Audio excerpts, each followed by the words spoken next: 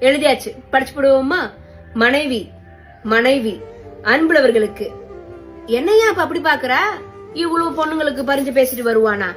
அப்படிலாம் இல்லப்ப. இந்த எல்லார்கிட்டயும் நல்லா சிரிச்சு பேசுறியே, காட்டினவள்கிட்ட சத்த சிரிச்சு பேசக்கூடாதா? கடைசி காலத்துல அவங்களா வந்து பீ மூத்திரம் அல்ல போறாங்க. இப்படி நான் என்ன கேட்கவா போறேன்? ஏமணி, எல்லா நேரம்லாம் பிரிய காட்டக்கூடாது அம்மனி. எப்பப்ப பிரியத்தை காட்டணுமோ அப்பப்பதான் காட்டணும். எல்லாத்துக்கும் நேரங்காலம் இருக்குதா இல்லையா? இப்படிதான் இப்ப உன்னை மாட்டுக்குவே கருத்தா பேசினாரு செல்ல முத்தையா. பாவம், கடைசி காலத்துல பொஞ்சாதி போன பிறகு தேக்கி வச்ச பிரியத்தெல்லாம் காட்டுறதுக்கு அவங்க இல்லாம உள்ளுக்குள்ளே போட்டு புழுங்கிட்டு கிடக்காக.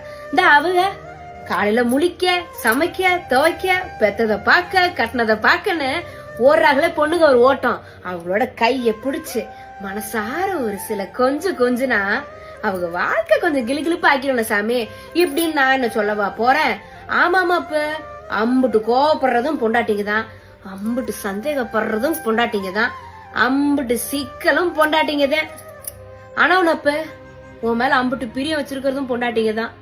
உனக்கு ஒண்ணுனா புழுவா துடிச்சு போக போறதும் உன் பொண்டாட்டிங்கதான்.